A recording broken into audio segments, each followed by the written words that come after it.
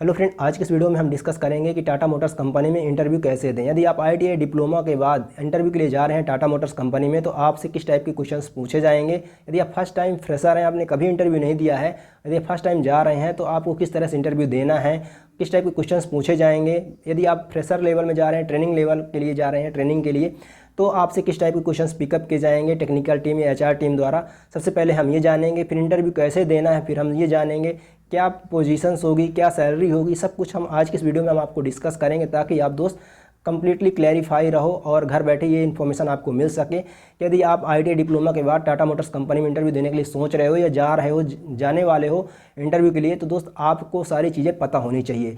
तो दोस्त यहाँ पर चलिए हम डिस्कस कर लेते हैं कि आपसे किस टाइप के क्वेश्चंस पूछे जाएंगे।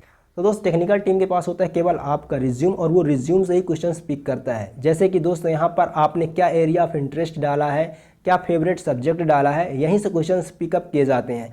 और वैसे तो बेसिक क्वेश्चंस आपसे, यदि आप फ्रेशर लेवल में ट्रेनिंग के लिए जा रहे हो, तो आपसे केवल बेसिक क्वेश्चंस ही पूछे जाएंगे। आपके फर्स्ट ईयर के कुछ सब्जेक्ट के नाम पूछ लें, फर्स्ट ईयर के कुछ टॉपिक्स पूछ लें, ऐसा भी हो सकता है, ठीक है ना।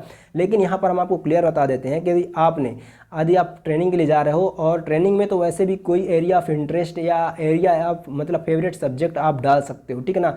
ट्रेनिंग में आपको डाला जाता है, जैसे प्रोडक्शन डिपार्टमेंट में ही आपको ट्रेनिंग के लिए रख दिया जाए, या फिर क्वालिटी डिपार्टमेंट में। तो यदि आपको ये चीज़ें पता नहीं थी, तो दोस्त इस वीडियो को जब कंप्लीट देखते हो तो चीज़ें पता चल जाएंगी। जैसे कि कंपनियों में होते हैं department, production department, quality, maintenance, designing department, drawing department, और दोस्त बहुत सारे डिपार्टमेंट होते हैं, डिस्पैचिंग डिपार्टमेंट। तो अब आप किस डिपार्टमेंट के लिए आपने वहाँ पर डाला, एरिया ऑफ डिपार्टमेंट, आपका इंटरेस्ट क्या डाला है आपने, और फिर आपने फेवरेट सब्जेक्ट में क्या डाला। जैसे कि आप मैकेनिकल से हैं तो ऑटोमोबाइल, या फिर दोस्त आपके कोई और थर्मोडाइनामिक, कौन सब्जेक्ट आपकी फेवरेट है। तो दोस्त यहाँ पर आपका फेवरेट सब्जेक्ट यदि आपने जो डाला होगा, तो वहाँ से क्वेश्चन पिकअप किए जाएंगे। यदि आपने कुछ भी नहीं डाला था रिज्यूम में, तो फिर कहीं से भी क्वेश्चन पिकअप किए जाएंगे। फिर आपका कंप्लीट डाटा क्लियर होना चाहिए।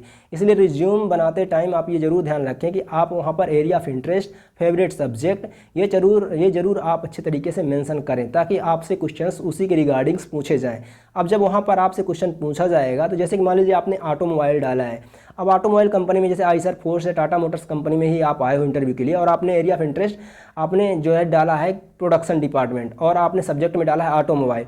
तो फिर दोस्त आपसे प्रोडक्शन डिपार्टमेंट से रिगार्डिंग ही दोस्त यहाँ ऑटोमोबाइल कंपनी में, जैसे कि टाटा मोटर्स ऑटोमोबाइल कंपनी ही है, और यदि आप आईटीआई डिप्लोमा के बाद फ्रेशर लेवल में आ रहे हो, तो फिर आपसे ऑटोमोबाइल के कुछ बेसिक क्वेश्चन से पूछे जाएंगे, जैसे कि ब्रेक, इंजन, क्लच और गियर, इनके बारे में पूछा जाएगा। सीएनसी वीएमसी मशीन क्या है, क्वालिटी के बारे में कुछ पूछ लिया जाएगा। यदि आपने प्रोडक्शन डिपार्टमेंट को बताया है एरिया ऑफ इंटरेस्ट में, तो दोस्तों यहाँ पर आप जो है प्रोडक्शन से रिगार्डिंग, जैसे कि सुपरविजन का क्या मेन रोल होता है, क्या काम होता है, या फिर दोस्त आप मशीनें कैसे वर्क करती हैं, आपने क्या बेसिक लेवल में क्या पढ़ा है, आपका फर्स्ट ईयर का थ्योरी क्या है, तो ये चीज़ें पूछ ली जाती हैं, ठीक है ना। आपसे सब्जेक्ट का नाम भी कभी कभी पूछ लिया जाता है, तो टेक्निकल टीम के द्वारा पूछा जाता है। यदि आप यहाँ पर इतना क्लैरिफाई कर लेते हो, यानी कि रिज्यूम में आपने एरिया ऑफ इंटरेस्ट डाला है, डिपार्टमेंट कौन सा आपका फेवरेट है, और फेवरेट सब्जेक्ट डाला है, तो आपसे वही चीज़ें पूछी जाती हैं। आई होप आपका ये डाटा क्लियर हो गया है और आप इनकी तैयारी कर लोगे अच्छे से।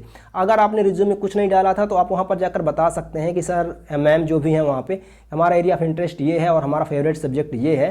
जब आपसे इंट्रोडक्शन देने के लिए बताया जाए, तो आप बता सकते हैं, ठीक है ना। इंट्रोडक्शन के टाइम पर ही बता सकते हैं कि हमारा एरिया ऑफ इंटरेस्ट और फेवरेट सब्जेक्ट क्या है, ताकि आपसे क्वेश्चंस यहीं से पिकअप किए जाएँ और आप जो है उसे अच्छे तरीके से रिप्रेजेंट कर पाओ वहाँ पे।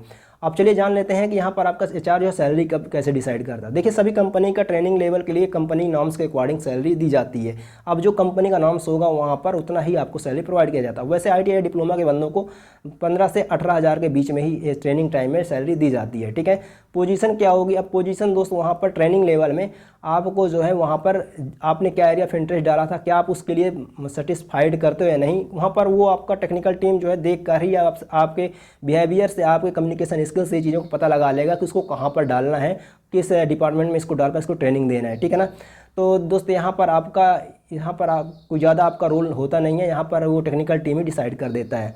अब यहाँ पर हम मेन बात कर लेते हैं कि आपका जब ट्रेनिं हो जाएगा, तो आपका ऑन रोल होने कितने संभावना है। तो दोस्त टाटा मोटर्स कंपनी हो या कोई भी कंपनी हो, ऑन रोल होने का संभावना बिल्कुल ना के बराबर ही समझ कर आप चलो कि आप यहाँ पर ट्रेनिंग लोगे, और ट्रेनिंग के बाद आपको सर्च करना ही पड़ेगा जॉब, क्योंकि दोस्त यहाँ पर परमानेंट ऑन रोल होने का चांस केवल 1% लोगों का ही होता है, जिनका रेफरेंस से जुगाड़ होता है, या फिर जो लोग बना लेते हैं रेफरेंस से जुगाड़, या फिर यदि टेस्ट कंपनी लेती है, यदि टेस्ट आप क्लैरिफाई कर लेते हो, निकाल लेते हो, तो ही फिर आपका वहाँ पे एनरोल होने के चांसेस रहते हैं।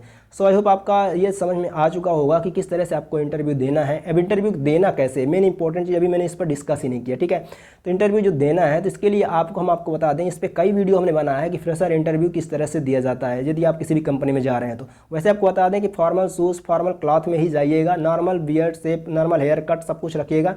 और वहाँ पर आप जब इंटर करेंगे तो डायरेक्ट आपको चेयर में बैठना नहीं है जब तक परमिशन न मिल जाए, और good morning sir, good morning ma'am करके ही आपको वहाँ पर जो है तो बैठना है, ठीक है ना। सबसे पहले तो आपको इंटर करते टाइम गेट से आपको मैं आई कम इन सर, मैं आई कम इन मैम, आप जो भी बोलते हैं तो बोलिए, और उसके बाद जाइए, बिना परमिशन के मत बैठिए, और उसके बाद आपसे जो पूछा जाए उतना बताइए। और फिर दोस्त वहाँ पर जितने क्वेश्चन किए जाएँ, यदि बनते हैं ठीक है, नहीं बनते सॉरी करके आगे बढ़िए। और दोस्त वहाँ पर आप जब ओके इट्स ऑल राइट, तो फिर जब आप वहाँ से आ सकते हैं, ज़्यादा बकवास वहाँ पे मत करिए।